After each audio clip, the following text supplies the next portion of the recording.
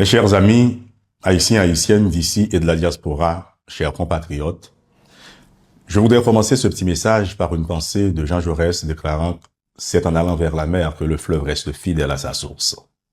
C'est-à-dire, peu importe les circonstances de la vie, on ne change pas. On suit toujours le chemin de son destin, la route tracée vers sa destinée.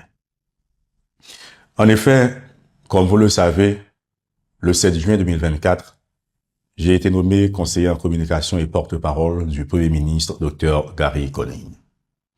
Comme tout socio-professionnel responsable, c'était pour moi l'opportunité de servir mon pays à un niveau encore plus haut des sphères politiques, notamment du pouvoir politique, d'être utile, de comprendre, d'apprendre et de me construire davantage.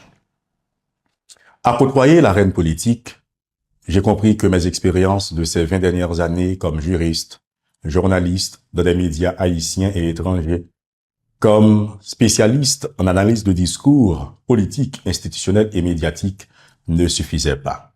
Oh non, ça ne suffisait pas. Mais il fallait pourtant faire preuve d'intelligence émotionnelle, relationnelle et opérationnelle pour y parvenir. C'est la politique. C'est tout ce qu'on ne vous dira pas. À ceux et celles qui m'ont fait confiance, je voudrais renouveler toute ma gratitude. Aux membres de ma famille, à mes amis journalistes de la presse haïtienne et internationale, à tous les secteurs de la vie nationale. Je voudrais renouveler ma reconnaissance et dire aux amis des 10 départements géographiques du pays, merci. Mais c'est en prenant du recul que l'on parvient à voir plus clair, vous savez. Ainsi, mes amis, le combat doit continuer. Parce que le pays va mal. Haïti a besoin de chacun et de chacune de vous, quelle que soit votre appartenance sociopolitique et quelle que soit votre classe sociale. On observe aujourd'hui, mes amis, trop de laxisme, trop d'irresponsabilité et de lâcheté. La lutte pour le pouvoir aveugle même les plus intelligents d'entre nous. Que l'on découvre un peuple en agonie qui patauge dans une misère infernale et que l'on sente souffler sur le pays un vent de désespoir et un air génocidaire, c'est contraire aux normes démocratiques et universelles. Devant cette vague d'insécurité publique, sociale et politique, nous devons agir pour redresser la barque nationale. Car il est inconcevable qu'au milieu d'un peuple si visionnaire, doté d'une histoire si magnanime et unique, qu'il y ait une pensée et une intelligence criminelle et stérile qui se développent comme un construit social dans le pays.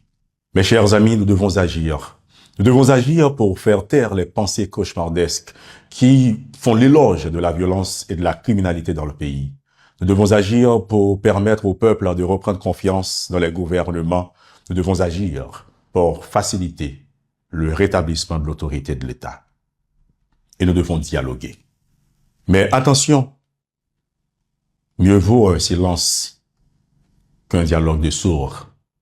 Car dialoguer ici doit vouloir dire se regarder en face et se livrer les 4 vérités. Fixer les responsabilités et l'imputabilité de chaque personne, car là où personne n'est responsable, c'est que tout le monde est responsable. Et le temps presse pour le faire, parce que pibonnet, c'est grand matin. Trop de femmes enceintes mourir, ça ne veut pas arriver à joindre l'hôpital pour y accoucher. Trop de jeunes filles et jeunes garçons violés par des bandits et des criminels sans foi ni loi. Trop de petits monde pas arriver à aller à l'école à cause des actes brigandats et bandits. Trop de kidnapping qui décapitalisé, même famille qui pi mal yo. Mes amis, on doit tourner une grosse prison à ciel ouvert. Sorti non non pour arriver dans Sid, en bas pas monter, en haut pas descendre. Madame Sarah pas cap fonctionner. Économie pays a en dégrabat. Diaspora pas qu'à rentrer. Étranger pas qu'à venir visiter richesse ak potentiel touristique pays a gagné. Yo traité compatriotes nous yo tant ou bête. Kay voisin. Yo déporté tant ou bête. Mes amis, faut que nous chita parler. Et pour ce faire, le temps presse. Le temps presse, mes amis. Et pour ce dialogue, il ne doit pas y avoir de demi-mesure ni de 2 poids 2 mesures. Parce que même dans une transition, la démocratie est en marche. Et la démocratie trouve toute sa grandeur et sa raison d'être dans l'engagement des gouvernements à respecter et à faire respecter les droits humains par la méritocratie, l'élitisme, la justice sociale et la lutte contre toute forme de corruption qui gangrène la société. J'en appelle donc à la responsabilité de chaque Haïtien et de chaque Haïtienne. J'en appelle à la solidarité de tous les pays amis d'Haïti. Nous devons agir, car c'est l'action qui élève une nation. Travaillons donc pour la paix et l'harmonie. C'est dans nos gènes, c'est dans notre devise, liberté, égalité, fraternité, avec la légende, l'union fait la force. Et à cela, j'ajoute la solidarité et la générosité, parce que, mais en pile, chaille pas l'eau.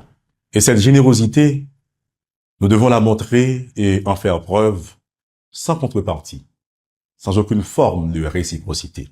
Comme il est écrit, c'est d'accepter de jeter son pain à la surface de l'eau sans pour autant avoir l'assurance de le retrouver avec le temps.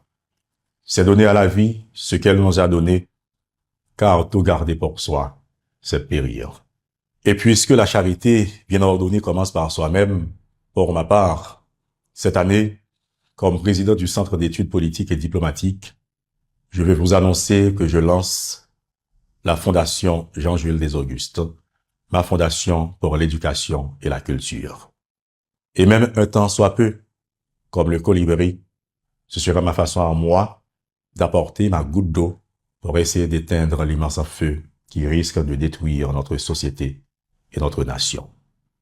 Et vous, Haïtiens, Haïtiennes d'ici et de la diaspora, chers amis, partenaires et accompagnateurs du pays et de la communauté internationale, je vous invite à vous joindre à moi. Ah oui, pour faire montre de votre solidarité et de votre générosité avec un sens d'abnégation et surtout de responsabilité. Haïti, notre pays, traverse aujourd'hui une crise multiforme sans précédent dans son histoire. Alors, le temps de l'égoïsme et de la partisanerie destructrice doit être révolu. Nous devons nous montrer dignes de l'héritage de nos ancêtres et dignes d'appartenir au concert des nations libres et indépendantes. De ce fait, chacun et chacune d'entre nous doit faire preuve d'entraide, d'empathie, d'amour envers ses semblables. Et nous devons nous montrer surtout à la hauteur des enjeux de la mondialisation et de la globalisation, thèmes que nous avons développés aux différents sommets de la quinzaine de la diplomatie du Centre d'études politiques et diplomatiques, CEPOD, et ce sont des thèmes que nous développerons encore cette année. Mes chers amis, Obi et Orbi, à la ville et au monde, je voudrais dire que c'est possible. Nous pouvons ensemble relever les défis auxquels nous faisons face pour rendre cette année et celles qui viendront encore meilleures pour nous, pour nos enfants et les enfants de nos enfants. Pour progresser et prospérer, on le sait bien déjà, il n'y a que le premier pas qui coûte en toute chose. C'est la règle de vie. Mais il faut tout simplement laisser le temps au temps.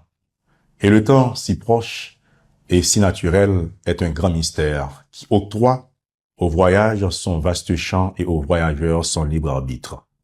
Celui-ci est l'acteur de son scénario.